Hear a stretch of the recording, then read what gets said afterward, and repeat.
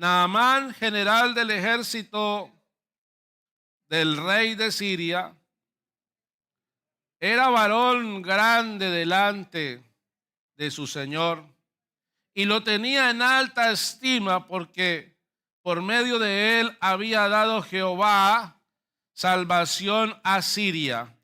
Era este hombre valeroso en extremo, pero leproso. Lea usted el verso 2.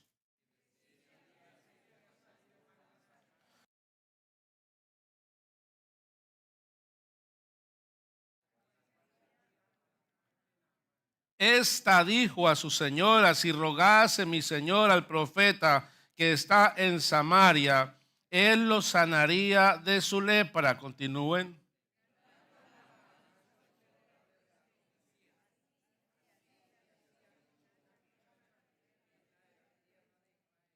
Y le dijo el rey de Siria: anda, ve, y yo enviaré cartas al rey de Israel.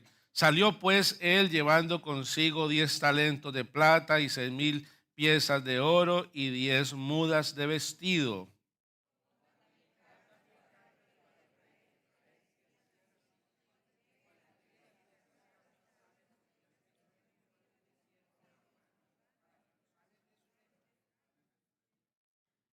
Gloria a Dios. Luego que el rey de Israel leyó las cartas, rasgó sus vestidos y dijo: soy yo Dios que mate y dé vida, para que éste envíe a mí a que sane un hombre de su lepra.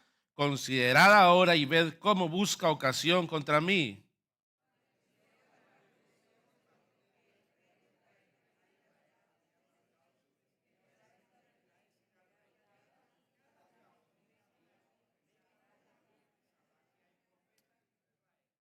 Y vino Naamán con sus caballos y con su carro y se paró a las puertas de la casa de Eliseo.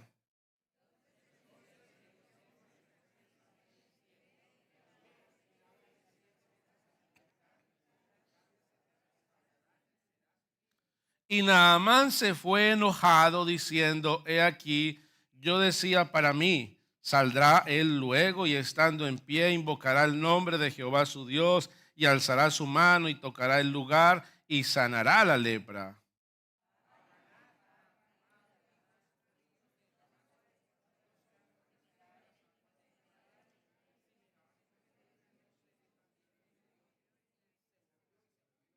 Y se fue enojado. Y más sus criados se le acercaron y le hablaron diciendo: Padre mío, si el profeta te mandara alguna gran cosa, ¿no lo harías?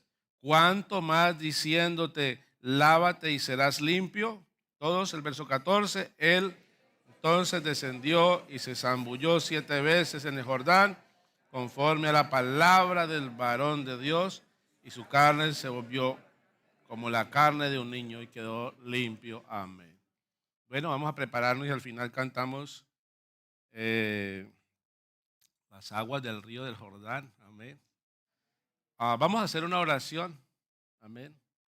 Vamos a hacer una oración y vamos a pedirle a Dios que nos bendiga y nos hable en esta mañana. Soberano Dios, eterno Rey, te damos gracias, Señor Jesús, por tu bendición, por la gracia que derramas sobre nuestra vida.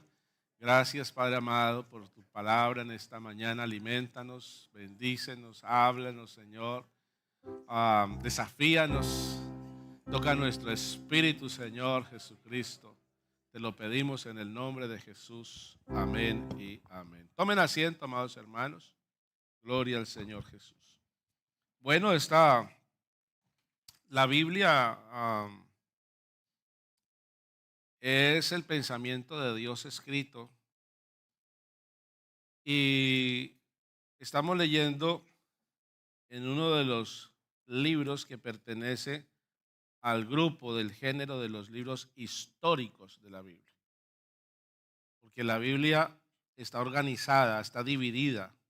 Primero que todo, la Biblia está dividida en dos grandes grupos, que es Antiguo y Nuevo Testamento, ¿verdad? El Antiguo Testamento también está dividido en 5 grupos, según su género, por decirlo de alguna manera. Y entonces tenemos los primeros 5 libros que pertenecen a qué grupo? al Pentateuco. Amén. Pentateuco, que significa 5 rollos, penta, 5. Siguen los demás libros, los siguientes libros después del Pentateuco son los libros históricos. Amén. Y aquí tenemos entonces el libro de los reyes que pertenece a los históricos. Después entonces vienen los libros poéticos, donde habla de Job, Salmos, Proverbio, Eclesiastés, son poéticos. Es decir, que la Biblia no está organizada, los libros acomodados de manera en un orden cronológico, sino que están organizados en grupos según su género. Amén. Y después de esos libros poéticos vienen en el Antiguo Testamento los poéticos, amén, perdón, los proféticos. Entonces vienen los profetas mayores y profetas menores en el Antiguo Testamento. Entonces acá en este libro nos habla de la historia de Israel. La palabra de Dios es cuerpo, alma y espíritu. Es decir, cuerpo es lo que tenemos ahí y lo que podemos nosotros leer. El alma es lo que quiso decir el escritor. ¿A quién se lo dijo? ¿Cuándo se lo dijo? ¿Por qué se lo dijo? ¿Para qué se lo dijo? Ahí está el alma de esa palabra que nosotros leemos. Amén. Es decir, ¿qué es lo que quería decir aquel que estaba escribiendo la palabra de Dios? Pero el espíritu es la aplicación que tiene para nosotros. Cuando nosotros leemos la palabra de Dios, tenemos que decirle, Señor, quiero llegar al espíritu de la palabra. Es decir, allí hay algo que tú tienes para mí y yo quiero saber qué es lo que tú quieres hablarme a mí en este tiempo y en esta circunstancia de la vida misma, de mi vida. Amén. Porque es una palabra específica para un momento específico, para alguien específico. Y cuando tú lees la palabra, hay momentos donde encuentras como un imán. La palabra te atrae. Y cuando tú sientas que esa palabra te está, como que Dios te está llamando a través de ese versículo, todos los estás viendo, pero ves ese versículo, aunque está escrito en negro, pero tú lo ves en rojo. Allá tu mente está viendo, aquí hay algo. A ese versículo usted doble rodilla y Señor, ¿qué me quieres hablar? ¿Qué hay aquí? Y Dios nos habla a nosotros a través del Hijo. Amén. En este tiempo, que es la palabra escrita. Amén. Que es el Hijo, pues también la Escritura nos habla, es la palabra encarnada. Pero la Escritura es Jesucristo, el pensamiento de Dios escrito. Así que aquí encontramos en este relato histórico grandes verdades para nosotros hoy. Dice la Escritura que Naamán era un general del ejército, no de Israel, del ejército sirio, enemigo del pueblo de Israel. En muchas ocasiones vivieron diferentes situaciones conflictivas y ahora entonces dice la palabra del Señor que había allí un general, su nombre Naamán, era un hombre valeroso, era un hombre que a través de él habían tenido grandes conquistas y el rey lo amaba mucho, le tenía grande aprecio. Su familia se ve que era un hombre de casa, de hogar, y además de eso tenía una sierva allí que le ayudaba a su esposa. Era un hombre muy querido, pero dice la Escritura que con todo lo que él tenía, pero, y ahí entonces le añade la palabra, pero leproso. Amén. Esto de la lepra se dice que es una enfermedad que no tiene cura, que está casi erradicada, que está casi extinguida. No obstante, hay gente en el mundo que todavía padece de lepra. Y la lepra, y escuchaba yo el testimonio de un hermano, él era pastor y él contaba que él tuvo lepra. Y entonces la lepra puede empezar y el hermano contaba que a él le salió un día un granito aquí en el pómulo, la mejilla, y que el granito fue creciendo y se le fue llenando la cara con con una llaga, y eso se le fue pasando a todo el cuerpo, y llegó un momento donde esa llaga supuraba sangre, agua, materia, y hería. Y entonces, cuando se habla de la persona que tiene lepra, una persona puede durar, porque la lepra sí o sí lo va a matar, pero puede durar de 10 a 20 años sufriendo de lepra. Y cuando la lepra empieza a carcomer la piel, lo primero que hace la lepra es destruir lo que es la parte cartilaginosa del cuerpo, las orejas, la punta de la nariz, las cuencas de los ojos, el pelo se cae. Entonces una persona empieza ya con el tiempo a parecerse como a un muerto viviente, como esos zombies que vemos a veces por ahí en las películas de ficción. Y eso es lo que hacía la enfermedad de la lepra. Una persona cuando tenía lepra empezaba a sufrir en diferentes áreas de su vida. Primero en el área física, ese desgaste, el verse así también, el quitarse la ropa y después de quitarse la ropa, quitarse vendajes, porque todo eso se pega a la ropa, entonces iban vendados y cuando se quitaban los vendajes, ver cómo la carne se va pegada a las vendas y se va perdiendo la sensibilidad también en esas zonas del cuerpo.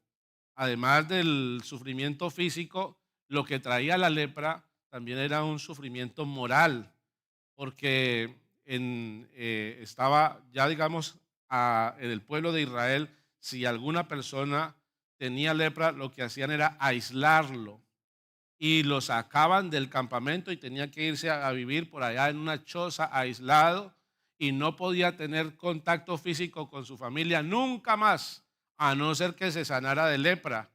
Nunca más volvía, porque si alguien se sanaba de lepra era por un milagro de Dios. Solamente se sanaban a través de un milagro de Dios. Y una persona nunca más volvía a tener contacto físico con sus hijos, ni con su esposa. La persona que le llevaba la comida tenía que estar a 2 metros de distancia porque era una enfermedad contagiosa o es una enfermedad contagiosa. Y la persona tenía que estar allá. La persona terminaba yéndose de vivir en la sociedad y terminaba conviviendo con otros leprosos. Y el leproso tenía que ponerse una capa negra encima y si alguien venía hacia él tenía que gritar, soy leproso, que no se le acercaran. Había gente que le tiraba piedra a los leprosos porque los consideraban que eran personas pecadoras y que por eso tenían lepra.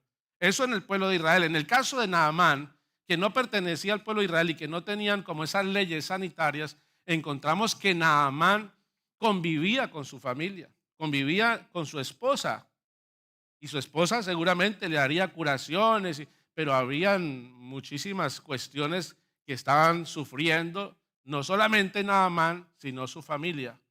Esto de la lepra es tipo del pecado. Cuando la Biblia habla de lepra, está hablando de que la lepra es tipo del pecado. Por ahí hay un texto, a ver si lo recuerdo bien, en Isaías, por ahí en el capítulo 1, creo que el versículo 5, donde dice, toda cabeza está enferma, todo corazón dolido, no hay en él cosa sana, sino herida desde la planta del pie, ¿verdad? 1:5 de Isaías. Creo que es 1:5, desde la planta del pie hasta la coronilla, no hay en él cosa sana, sino herida, hinchazón y podrida llaga.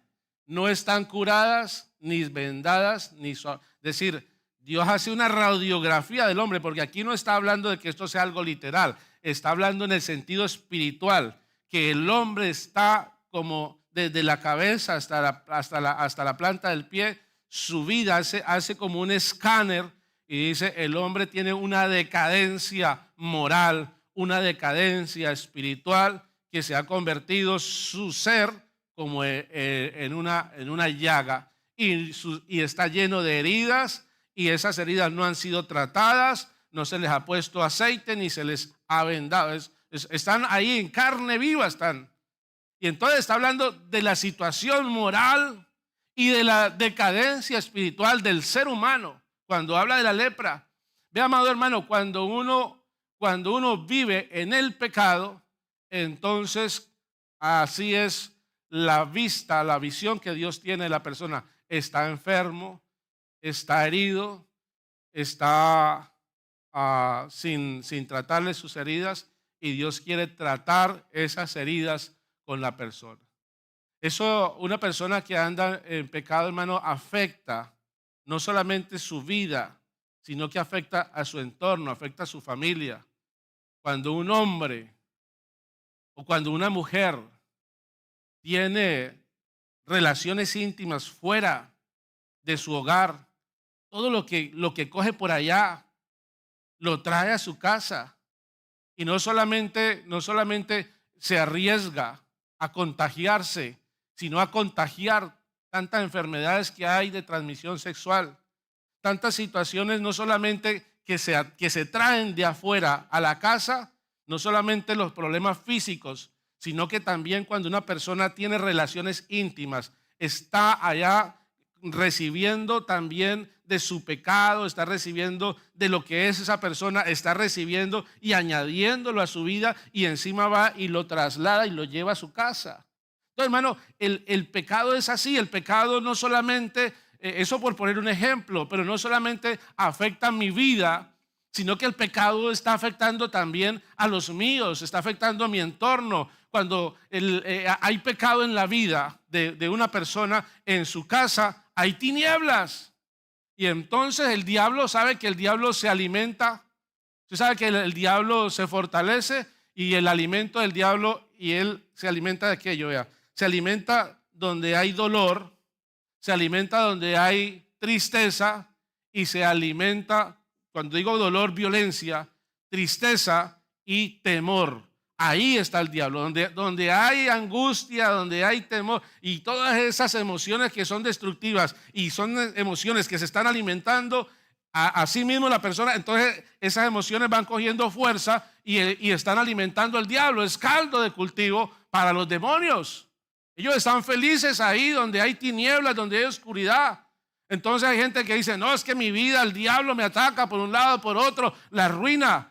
Entonces, ¿cómo hago yo para que el diablo se vaya? Pastor, venga por favor y eche fuera a los demonios de mi casa. Bueno, podemos ir a orar y hacer algún devocional y orar, y el demonio puede que y se va.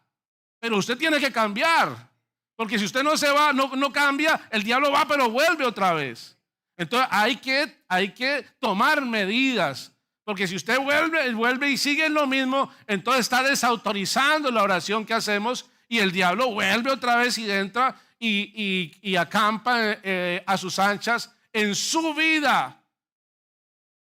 En su vida, no en su casa solamente, porque es que usted se va de su casa, pero el demonio lo sigue a donde usted vaya, y ahí seguirá influenciándolo, y ahí el demonio seguirá alimentándose, y ahí el demonio seguirá alrededor suyo buscando la manera de destruirle, porque el diablo no es amigo de nadie. No es que el diablo cuida a los borrachos. Eso dicen por ahí, que cuida a los borrachos. ¿Qué va? Si pudiera, si Dios le dejara, mata a los borrachos. Lo que pasa es que Dios le pone límites al diablo y no deja que le toque la vida a la gente. Hay momentos en que Dios dice: ya se le acabó el tiempo, ya tiene que morir. Y hay cosas que Dios permite, pero no es que el diablo, que si el diablo quisiera, ya hubiera acabado con la humanidad. Alabanza al Señor. Entonces ahora encontramos a Naamán allí en esta situación donde está afectando con su enfermedad, está afectando su entorno, pero alguien le habla y le dice que hay un Dios en el cielo que puede sanar esa enfermedad a través de un profeta que hay allá en la ciudad de Samaria, en Israel. Le hablan y alguien le cuenta un testimonio. ¿Cuánto hemos llegado a la iglesia? Porque hemos escuchado algún testimonio. Yo era feliz escuchando testimonios, y esos testimonios me llevaban a mí a creer. Si Dios hizo algo en la vida de esa persona y le veo que está hablando con esa propiedad y con esa convicción, yo quiero experimentar lo que esa persona ha vivido. Ve, amado hermano, los milagros no son exclusivos de alguien. Dios hace milagros en la vida de aquel que se acerca a Él y que le busca, porque así dice la Escritura, que es necesario, amén, que crea que le hay y que es galardonador de los que le buscan. Así que va y habla con el rey, con su rey, el rey de Asiria, y le pide que por favor le permita ir allá a Israel y que ha escuchado un testimonio y que él quiere ir a ver si allá pueden hacer algo por él. Su autoridad, amén. Y él va y habla con su autoridad y su autoridad, como lo aprecia tanto, le quiere ayudar. Y hay gente alrededor que está viendo tu situación. Hay gente que te ama y que ve en el bucle en que puedes estar. Tus padres te aman y sabes que no vas por buen camino, no estás bien encaminado, sabes que esa relación por ahí no es. Tantas cosas, tantos consejos que habrás recibido. Y cuando alguien que te ama te da un consejo, no pienses que es tu enemigo.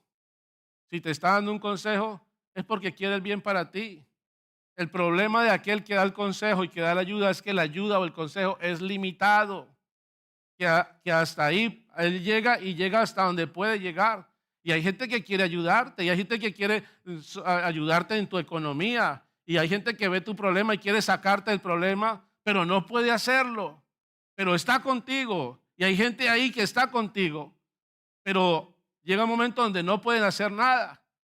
Y entonces ahí es cuando uno tiene que decir, porque siempre, siempre, siempre va a llegar el momento en el que uno va a necesitar ayuda y aunque la gente que lo ame le quiera ayudar, no va a poder porque su ayuda será limitada. Llegará una enfermedad, llegará una situación emocional a la vida, llegará una dificultad donde la ayuda no tendrá la posibilidad de solucionar el problema. Sencillamente se quedará en una ayuda.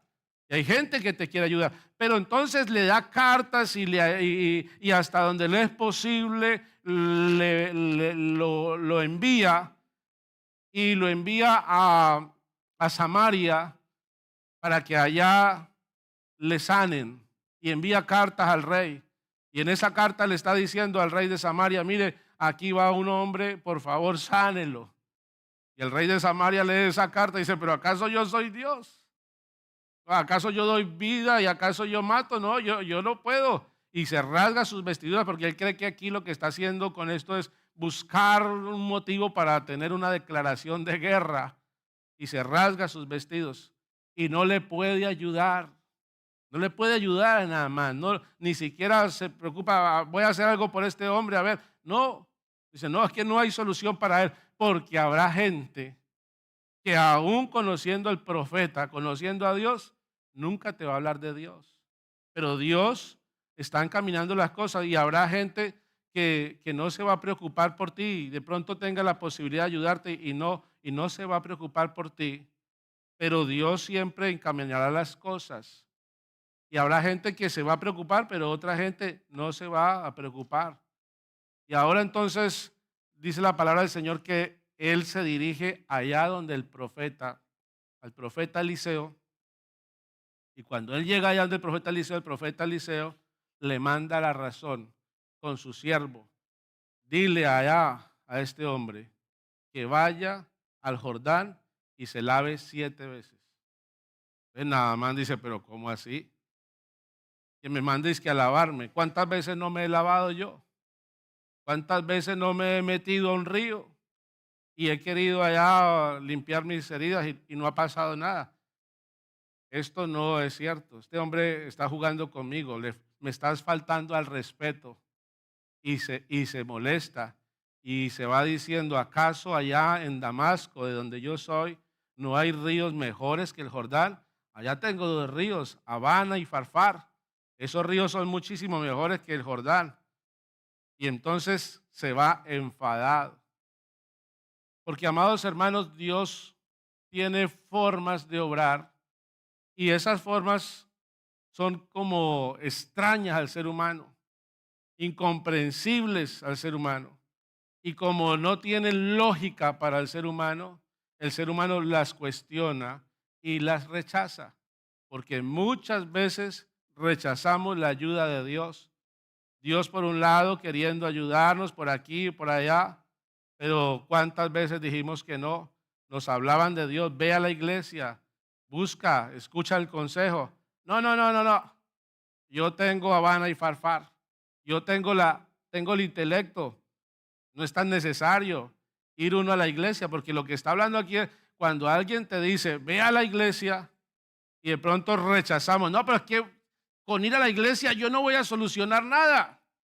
¿Y cuántas veces lo dijimos? Ahora estamos aquí, gloria a Dios. Pero posiblemente usted ha sido de aquellos que han rechazado la idea por mucho tiempo de ir a la iglesia porque piensa que en la iglesia no va a haber ninguna solución. Porque al fin y al cabo en la iglesia hay unos cánticos, habrá una enseñanza del pastor, a veces interesante, a veces no. Pero entonces, ¿eso a mí de qué me va a servir? Yo voy y canto y oro, pero de ahí no va a pasar nada. Yo creo que sobre todo está el intelecto, sobre todo está la ayuda profesional. Allá está Habana y Farfar. ¿Y cuántas veces rechazamos? Seguramente tú seas de los que has pensado, pero la iglesia allí no, allí cosas sobrenaturales, allí lo que sucede todo es natural. Y la gente canta, y la gente cuando canta, los cánticos los hacen emocionar, pero eso es una emoción. Y aplauden y cierran y hasta lloran, pero eso son emociones. Puede ser que hayan emociones ahí involucradas, pero lo que tú no sabes es que el Espíritu Santo se está moviendo en medio nuestro, lo desconoce. Y entonces tú le das valor a Habana y Farfar y piensas que las cosas allá, lo natural, eso que se ve, porque es que es lo que se ve, es lo que se ha estudiado, es lo que se ha experimentado y como con ello la ciencia ha trabajado, pues entonces allá yo sé que hay unos métodos que han funcionado, entonces yo mejor voy a confiar en todos los métodos que hay. Ve, amados hermanos, Habana y Farfar está representando el ego, el yo, no sometido a Dios. Yo miro a ver cómo lo soluciono a mi manera.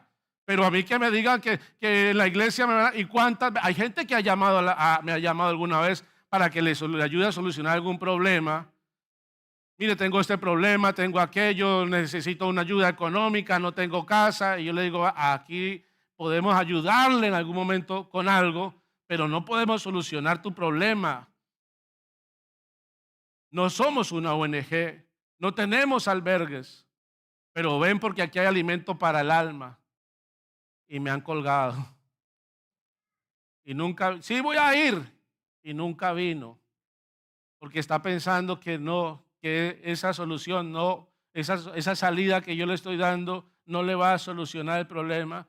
Y se van más bien enfadados a buscar ayuda en Habana y Farfar. Pero entonces, gloria a Dios por esos siervos que estaban allá con el general Naamán y lo disuadieron de irse a Habana y Farfar y más bien lo persuadieron y le dijeron, pero es que si te hubiese pedido, si te hubiese mandado el profeta alguna cuestión difícil, tú hubieses ido. Te está pidiendo algo sencillo, te está pidiendo algo fácil de hacer. Ya estamos aquí, hemos hecho el recorrido, podemos ir, ya estamos cerca al río. ¿Qué te cuesta ir a hacerlo? Y en esta mañana yo quiero decirle a usted, amado amigo, en el nombre del Señor, que te des una oportunidad con Dios. No le des oportunidad a Dios, porque Dios no te está pidiendo una oportunidad. Eres tú quien necesita la oportunidad. Nosotros a veces decimos, a veces nosotros nos equivocamos cuando predicamos. Y decimos, dale una oportunidad a Dios en tu vida. Pero es que no es así, amado. Pídele una oportunidad a Dios. Porque no es Dios el que necesita de ti. Eres tú quien necesitas de Dios. Entonces, Señor, dame una oportunidad. Ve, hermano, aquí lo que estaba tratando Dios, porque le dice, ve al Jordán y lávate 7 veces. ¿A dónde está el milagro? ¿En el Jordán o en el número 7? ¿A dónde está el misterio aquí? ¿En el Jordán o en el 7? Ve, amado hermano, en las dos cosas. Porque las dos cosas, cuando se asumen con humildad, cuando se asumen con obediencia, porque es que Dios está probando. No, yo no, eso me están pidiendo muchas cosas. Ve, hermano, usted es el que necesita de Dios. Entonces, Dios prueba primero tu obediencia. Dios prueba primero tu humildad. Hay que ser humildes con Dios. Y alguien decía estos días que para conocer la Escritura se necesita mucha sabiduría, mucha inteligencia. Y yo meditaba y yo decía, no se necesita inteligencia. Porque al fin y al cabo el que da la inteligencia es Dios, se necesita es humildad. Para usted entender la palabra de Dios no necesita ser inteligente. Coeficiente intelectual de 125, lo máximo. No, usted necesita ser humilde, porque Dios escondió estas cosas de los sabios y se las ha dado a los humildes. ¿Dónde está el sabio? ¿Dónde está el valiente? ¿Dónde está el fuerte? El de apellido. No, no, Señor. Dios toma lo vil y lo menospreciado de este mundo para avergonzar a lo fuerte, a lo sabio, a lo valiente. Gloria al Señor Jesús. Ahora entonces lo disuaden de irse y nada mal. Entonces, bueno, pues voy a aceptar. Yo creo que usted ha aceptado hoy la invitación a venir a este culto. Dios le hizo la invitación. Porque usted está aquí porque Dios lo invitó. Y Dios usó a alguien para que usted no se fuera hoy a hacer otra cosa. Tal vez usted tenía otro plan, pero al fin y al cabo, pues voy a ir porque me invitaron. Voy a ir porque alguien me convenció, alguien me persuadió de venir hoy al culto. Vea, amado hermano, Dios lo ha traído aquí. Yo le invito en el nombre del Señor a que usted tome este mensaje con humildad en el corazón y que usted diga, Señor, allá en su corazón, usted haga una oración. No necesita abrir sus labios, no necesita que se escuche su voz. Solamente que usted le diga, Señor, allá en el corazón, yo quiero conocerte. Yo quiero que hagas algo en mi vida. Habana y Falfar ya los he probado. Ya tengo experiencia suficiente en la vida y el mundo no me ha solucionado nada. El mundo, al contrario, me ha traído tristezas. El mundo, al contrario, me ha dejado heridas. El mundo, al contrario, me ha dejado cicatrices. Es un tiempo que he estado tratando de solucionar las cosas a través de los métodos del mundo, pero no ha habido ninguna solución. Por favor, Señor, allá en el corazón, que su alma le diga a Dios, alma mía, dígaselo a su alma mía, clama a Dios, habla con Él. Señor, dame una oportunidad. No me dejes salir de este lugar. Si tú existes, si tú tienes algo para mí, Señor, por favor, encamíname. Ábreme el entendimiento, porque es que de eso se trata, no de intelecto humano, se trata de humildad, se trata de reconocer la existencia, el poder de Dios, el amor de Dios que nos constriñe. Aleluya, gloria al Señor. Y entonces va Naamán, bueno, yo me imagino a Naamán allá y ayudándole a quitar allá todos esos trajes, esas medallas, porque iba bien emperifollado. Nada más, con todas esas insignias, esos galones que tenía, general del ejército. Muy buen hombre, muy bueno, pero leproso. Cuando estaba vestido, el respeto de Naamán, hacia Naamán. Pero cuando se quitaba y se veía lo que había dentro de él, solamente había llaga, podrida, llaga, hinchazón. Es lo que había. Y de pronto tú seas muy amado, muy reconocido. Qué bueno como tu jefe te quiere. Qué bueno como tu familia, tu esposa, tus hijos, cómo te admiran. Pero allá donde nadie te está viendo, donde solo Dios conoce, hay cosas que están podridas, que son llagas, que necesitan ser tratadas. Zambúllete en ese Jordán. ¿Y qué significa, pastor, el Jordán? ¿Qué significa esa palabra Jordán? Bueno, allá encontramos en la palabra del Señor El Señor Jesucristo fue al Jordán para ser bautizado. La palabra bautizar significa sumergido, sumergirse. Eso significa la palabra bautismo, anegar, sepultar. Eso significa. El Jordán es morir. El Jordán es sepultar, es ser bautizado. En las aguas, ¿en cuáles aguas? La Biblia nos habla de bautismos, de diferentes bautismos. El bautismo para el perdón de pecados, el bautismo del Espíritu Santo, el bautismo en el cuerpo, incorporarse en la iglesia. De eso nos habla la Biblia, las doctrinas de bautismos. Usted necesita ser bautizado. Usted necesita ser bautizado en la palabra de Dios, sumergirse en la palabra de Dios. Usted necesita ser bautizado en el nombre de Jesús para el perdón de sus pecados, porque no hay otra manera. La Biblia nos lo dice, porque no hay otro nombre bajo el cielo en que podamos ser salvos. Amén. No hay otro nombre bajo el cielo. Y es necesario ser bautizado en el nombre de Jesús para que los pecados sean borrados. Es necesario ser bautizado, sumergirse en la palabra de Dios. Sumergirse y ser bautizado es necesario también por el Espíritu Santo. Eso, tú necesitas sumergirte en las cosas de Dios. Y entonces sumergirse en la palabra de Dios, porque al principio cuando uno está buscando, cuando uno empieza es sumergirse en la palabra de Dios, en el consejo.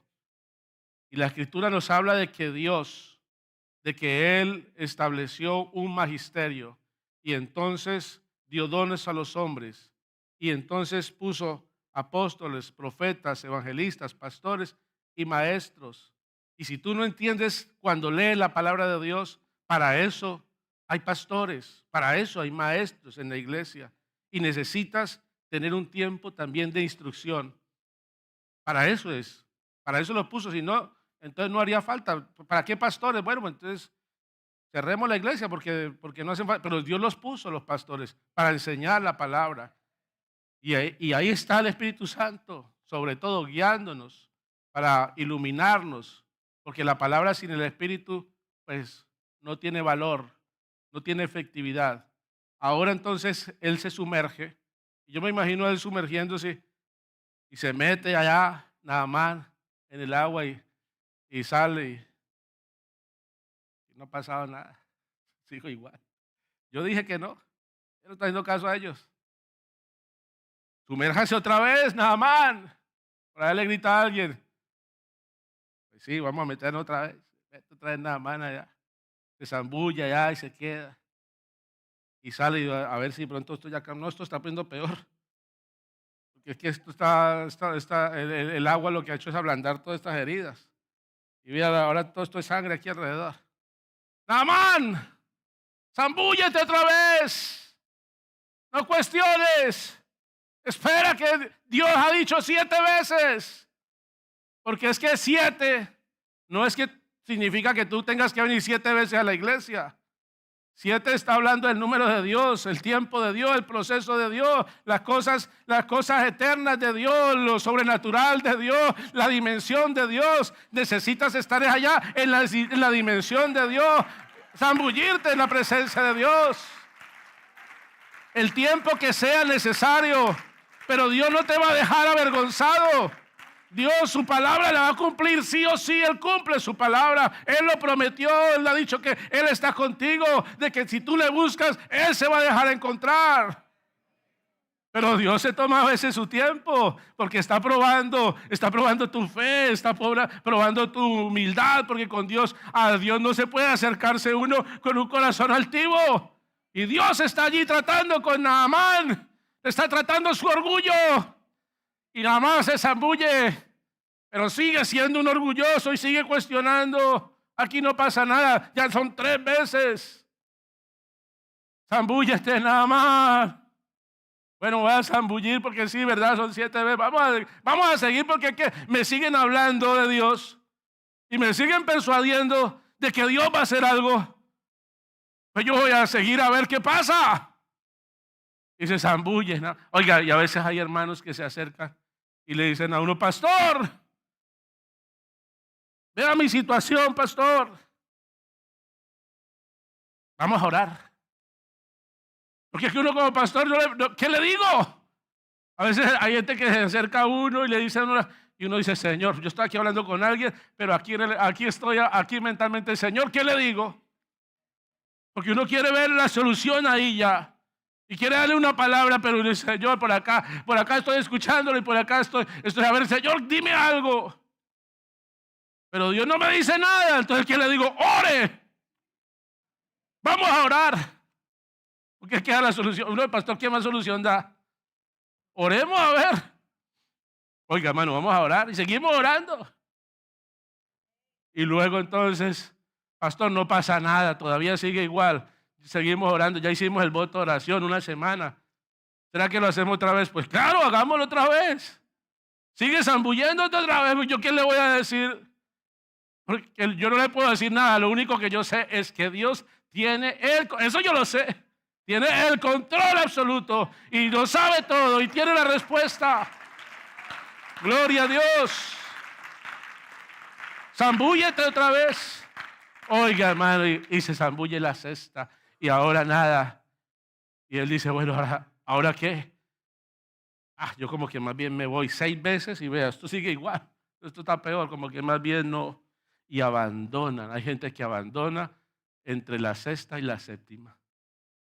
Abandonan cuando ya está a punto de recibir la respuesta de Dios. Vea, la Biblia dice, buscar a Dios. Amén. Primeramente el reino de Dios y su justicia.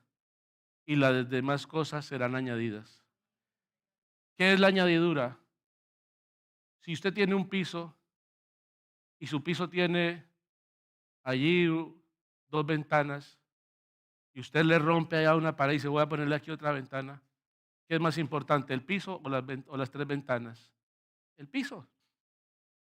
Porque las ventanas son añadiduras. Entonces Dios dice, deje que eso llegará. Usted se preocupa por comida, por vestido, por techo. Busque primeramente el reino de Dios y su justicia y las demás cosas vendrán por añadidura. Porque la añadidura va unido es algo pequeño que va unido a algo grande. Y hay gente que recibe y viene y recibe la añadidura y se va. Justo es cuando Dios va a empezar a bendecirlo, se cogió la añadidura y no volvió y se quedó ahí. Se quedó entre el 6 y el 7. No, amado hermano, esto hay que seguir. Y esto no es cuestión de tiempo. Esto es la obra de Dios.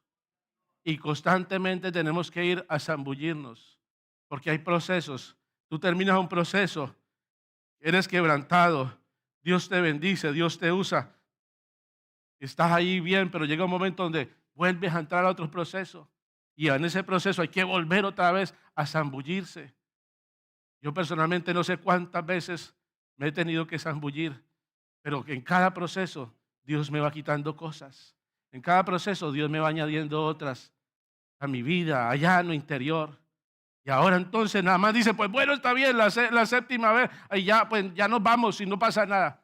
Oiga, hermano, pero ahora ya Naamán, en todo ese proceso, ha aprendido algo, a esperar, a tener paciencia, a confiar, porque llega un momento, vea, hermano, cuando uno está en los procesos con Dios, uno no ve la respuesta, pero llega un momento donde uno dice, Señor, ya si tú no haces algo, Señor, nadie podrá hacer nada por mí. Y entonces la persona se quebranta y allí entrega lo que tenga, Señor, lo que me pida, Señor. ¿Cómo voy a volver yo otra vez a mi casa? ¿Cómo voy a seguir yo con esta misma situación? Esto va a ir empeorando.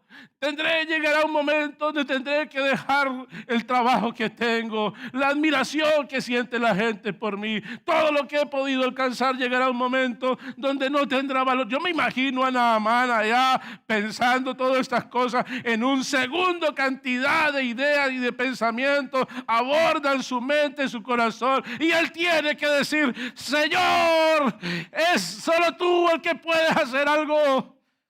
Y se zambulle la 7ª vez Naamán Y dice la Biblia que cuando sale Naamán del agua, su piel está como la de un bebé. Dios le ha quitado, le ha sanado esa lepra. Aleluya. Oh, hermano, qué hermoso es el Señor. Dios no te va a dejar avergonzado cuando tú le buscas a Dios con todo el corazón. Dios hará algo a tu favor, pero no te va a dejar allá en el Seol, no va a dejar que tu alma ya se pierda. Dios te va a salvar aquí y ahora. Aleluya. Y yo hoy quiero invitar a alguien a que acepte a Cristo en su corazón. Y quiero invitar a alguien a que se sumerja en las cosas de Dios. Y entonces escuchaba a un hermano que me contaba un proceso que vivió con Dios. Él se entregó a Dios siendo joven, pero llegó un momento donde se apartó de las cosas de Dios. Y allá apartado consiguió su esposa. Allá en el mundo consiguió su esposa. Tuvo una niña con ella. Y con el tiempo él se vino para España. Y acá en España, él empezó a hacer su vida. Y ya que ya la traía ella, que ya iba a venir con su niña, pero conoció a otra señorita, otra señora. Y empezó a hacer vida con ella. Y se enredó ahí en esa relación. Y era una relación, él me decía, era una relación enfermiza. Era una relación tóxica, donde entramos como en una dependencia mutua. Pero él dice, llegó el momento donde mi alma, la palabra que estaba sembrada ya dentro de mí, me llevó a tener que buscar otra vez de Dios, a reconocer que necesitaba su ayuda. Y entonces empieza él a ir. Y él llama a su esposa, él ya la había llamado, le había dicho a su esposa que él ya tenía otra compañera aquí y que él ya no la amaba a ella. Justo cuando ella estaba ya con los pasaportes para venir a España. Justo cuando ya estaba en la agencia de viaje, él la llama y le dice, mira, si tú te vienes, puedes venirte si tú quieres. Yo te voy a ayudar y yo voy a ayudarle y yo voy a sostener a la niña. Pero le dijo, pero yo tengo otra persona aquí. Entonces ella no se quiso venir y se llenó de amargura y de odio y de resentimiento con él. Ella no era creyente, no era conocedora, él sí. Entonces llega el momento donde empieza esa palabra que está sembrada allá en el corazón a martillarlo y él dice, voy a ir a la iglesia, voy a ir a buscar de Dios. Entonces él me contaba, hermano, yo fui a la iglesia y empecé y yo recibía la palabra y decía, esto es para mí. Pero cuando todo el mundo estaba recibiendo bendición, él decía, yo quería recibir bendición, pero no podía. Era como si Dios me hubiese dado la espalda. Era como si Dios no quisiese nada conmigo. Pero él dice, me acordé de que hay que esperar porque Dios, al fin y al cabo, Él obrará, Él hará algo. Y entonces él me decía, pastor, yo seguí yendo. Y yo iba cada domingo a la iglesia, iba cada día que podía en semana, iba a la iglesia. Y le pedía, Señor, ayúdeme, Señor, ayúdeme, yo quiero reconciliarme. Pero durante varios meses sí entendía y salía de la iglesia y decía gracias, pero no había sentido lo que él había sentido hace años atrás. Entonces él dice que un día se humilló al Señor, ese día hubo un culto, una bendición, se derramó el Espíritu Santo y él pudo volver a sentir la presencia de Dios. Entonces él le dice a la chica con la que él estaba, esta relación nuestra es ilícita. Yo tengo mi esposa. Yo les he hecho mucho daño a ellas. Yo no amo a mi esposa, pero al fin y al cabo usted y yo tampoco tenemos futuro. Y él empieza, pero no la deja. No la deja porque él siente como pesar con ella. Bueno, había una cantidad de cosas. Resulta que él se va para Colombia a ver a su hija durante un mes. Y cuando él va y ve a su niña y todo esto, y se encuentra con la madre de su hija, con la que es su esposa, pues no sentía nada por ella, pero empezó él a orar al Señor. Yo necesito restaurar este hogar. Si tú, Señor, estás en el asunto, haz que el amor vuelva a nacer. Él dice que tuvo un día, coincidió, le llevó la niña y ella no tenía nada que hacer, la invitó a un helado, quédese un ratico y charlamos y en amistad. Dice que al fin y al cabo, desde las 11 de la mañana como hasta las 7 de la tarde estuvieron hablando en un parque, y comieron y todo eso. Y al fin y al cabo él le dijo, porque empezó a sentir él como que Dios estaba haciendo algo, y le dijo, perdóneme. Y él dijo, yo lo perdono. ¿Estaría dispuesta a darme una oportunidad? Y se lo pensó, pero al fin y al cabo le dijo, sí, yo le doy una oportunidad. Y se vino para España. Claro, resulta que, para contarle todo la historia,